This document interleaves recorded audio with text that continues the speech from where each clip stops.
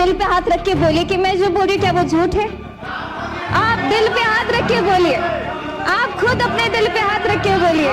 अरे बउआ 5-6 बजे के बाद गाड़ियों से नहीं जाके छे एना कत जेबे कार्यक्रम नहीं भ सके छे। लेकिन अभी बिहार में हम रात भर घूमते, रात के 3 बजे मैं खुद दरभंगा से आई और पटना में अपने घर में पहुंची बहुत सुरक्षित।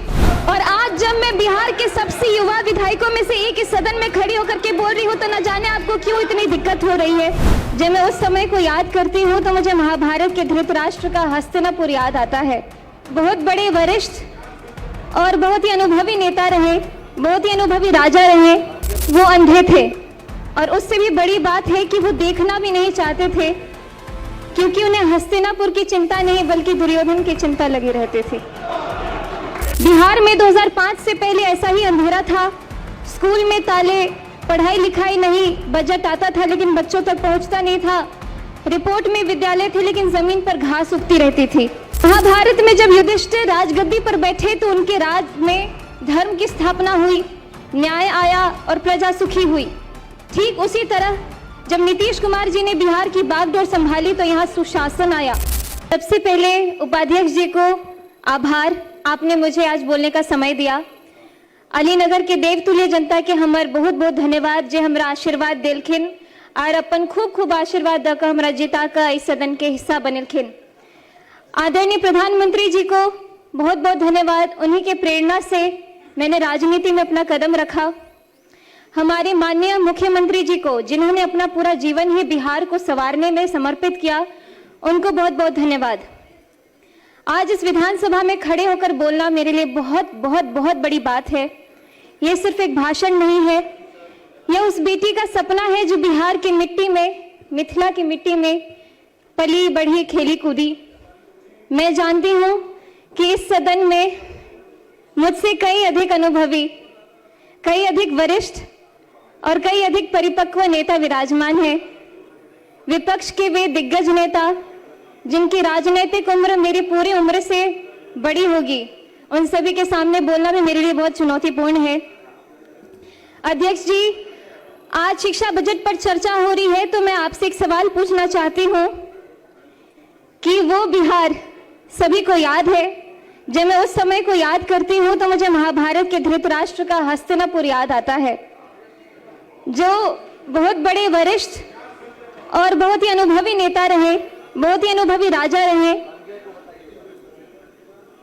लेकिन वो अंधे थे।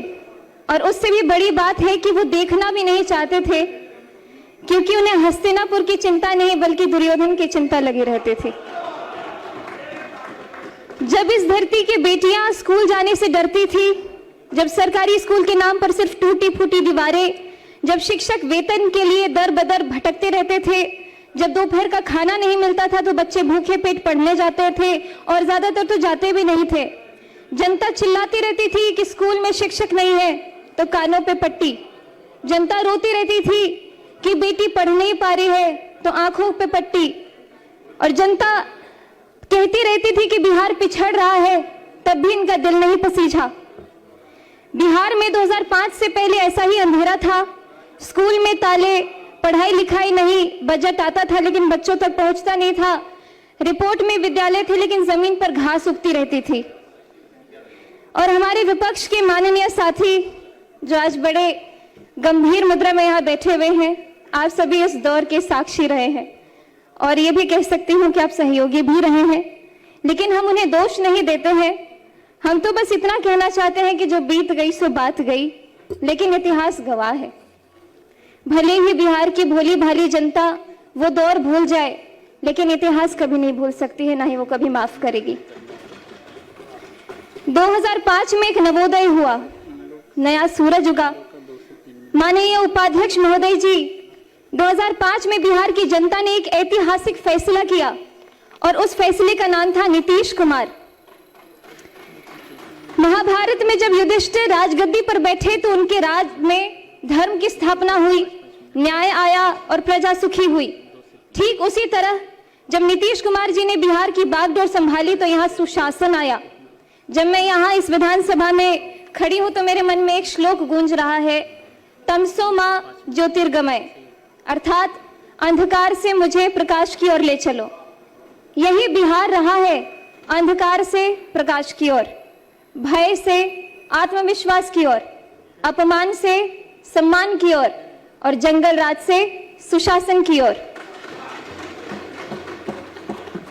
उपाध्यक्ष जी, नीतीश कुमार जी ने एक ऐसी योजना शुरू की जिसने पूरे देश को चौंका दिया, मुख्यमंत्री साइकिल योजना, जिसके बारे में सभी ने बात की है। और मैं खासकर इसलिए बोलना चाहती हूँ कि मेरी आंखों देखी कहानी है। मेरे खुद के गांव में जहां स्कूल के नाम पे कोई बात ही नहीं होती थी और एकाएक साइकिल योजना जब शुरू हुई तो मेरे गांव के अड़ोस पड़ोस की सभी दीदियों ने स्कूल जाना शुरू कर दिया। विपक्ष के लोग तो इस योजना का मजाक भी उड़ाते थे, लेकिन आज वही योजना पूरे देश के लिए एक मॉडल है। सुनने में सरल लगती है, लेकिन इस साइकिल ने क्या किया ये जरा सोचिए। आपको वक्त देंगे इनके भाषण के बाद। बिहार के गांव में एक बाप था जो सोचता था कि बेटी को हम दूर दराज कैसे भेजे, स्कूल कैसे भेजे, रास्ता बहुत लंबा है, खतरा है, पैसे नहीं है। उस बाप की चिंता को नीतीश कुमार जी ने समझा और बेटी के हाथ में साइकिल थमा दी। और उस साइकिल पर पहियों ने सिर्फ सड़क नहीं नापी, उन्होंने लाखों बेटियों का भविष्य नापा। ड्रॉप आउट दर गिरी, नामांकन बढ़ा और बिहार की बेटी ने कहा हम भी पढ़ेंगे और हम भी आगे बढ़ेंगे। मैं भी उदाहरण स्वरूप बिहार के लोकतंत्र के सबसे बड़े मंदिर में आज आप सभी के बीच में खड़ी हूं। अगर मैं 2005 को देख करके, ध्यान करके 2005 से पहले की बात करूं तो संभावना भी नहीं था कि मैं यहाँ पे खड़ी होती या फिर कोई ऐसी उम्मीद मेरे अंदर जगती। बालिका साक्षरता 33%, मतलब 3 में से 2 बच्चियां हमारी अनपढ़ रहा करती थी। टोका टोकी नहीं। उस दशकों की अव्यवस्था के कानून ने न जाने कितनों की जवानी छीन ली। आप सभी तो उसके खुद साक्षी रहे हैं। लगभग 2 दशक बिहार शिक्षा से वंचित रहा। कई पीढ़ियां इसका दंश आज भी झेल रही है। बीडीओ साहब, आप खुद अपने दिल पे हाथ रख के बोलिए कि मैं जो बोल रही हूँ क्या वो झूठ है। आप दिल पे हाथ रख के बोलिए, आप खुद अपने दिल पे हाथ रख के बोलिए। उपाध्यक्ष जी, पढ़ाई तभी होती है जब सुरक्षा होती है। हमारे नीतीश कुमार जी ने समझा कि बिहार के बच्चों को किताब के साथ साथ सुरक्षा भी चाहिए। आप जानते हैं मैं एक कलाकार भी रही हूँ। मैं जब पहले आती थी तो पहले की कहानियां सुनती थी, अरे बउआ 5-6 बजे के बाद गाड़ियों से नहीं जाके छे, एना एना कत जेबे, कार्यक्रम नहीं भ सके छे। लेकिन अभी बिहार में हम रात भर घूमते, रात के 3 बजे मैं खुद दरभंगा से आई और पटना में अपने घर में पहुंची, बहुत सुरक्षित। और शराबबंदी से लेकर महिला सुरक्षा के लिए बड़े बड़े कानून तक हर कदम पर नीतीश कुमार जी ने अरे आप सुन तो लीजिए मेरी बात। बेटियों के पक्ष में खड़े होकर हमारे माननीय मुख्यमंत्री जी ने निर्णय लिया है। और आज जब मैं बिहार के सबसे युवा विधायकों में से एक इस सदन में खड़ी होकर के बोल रही हूं तो न जाने आपको क्यों इतनी दिक्कत हो रही है। माननीय उपाध्यक्ष महोदय जी, अब आते हम आज के बजट पर और मैं यहाँ में बात करूंगी इस डबल इंजन की जिसने बिहार की शिक्षा को नई ऊंचाइयों तक पहुंचाया है। अपना भाषण कंक्लूड करें। तो मुझे आंकड़ों पे ज्यादा बोलने की जरूरत नहीं है, मेरे सभी साथियों ने बहुत ही जोरदार तरीके से ऑलरेडी अपनी बातें रख दी है। लेकिन मैं अपने क्षेत्र की कुछ जो स्कूल है उसके ऊपर ध्यान देना चाहूंगी, क्योंकि हमारे क्षेत्र के जितने भवन बने हैं स्कूल में, अब तो तेजी से इतने सारे स्टूडेंट्स रोल इन कर रहे हैं कि हमारे लिए भवन की भी कमी हो रही है। तो इसलिए मैं चाहूंगी कि जिस तरीके से शिक्षा के ऊपर बच्चों का भी इतना आकर्षण बढ़ते जा रहा है, लगातार सब लोग अपने दाखिल करवाते आ रहे हैं, तो उस हिसाब से भवन के कमरे भी और बढ़वाए जाए। जैसे कि कीरतपुर में प्राथमिक विद्यालय, गड़ौल कन्या विद्यालय, कुमरौल विद्यालय, प्राथमिक विद्यालय महथौर मुसहरी, प्राथमिक विद्यालय पकड़ी, उच्च माध्यमिक विद्यालय महथौर हरिजन, ग्राम श्री रामपुर टोले के दरगाह में जो कमरे हैं और बढ़ाया जाए, सकतपुर का विद्यालय, लगमा प्राथमिक विद्यालय। अपना आसन ग्रहण करें। बहुत बहुत धन्यवाद।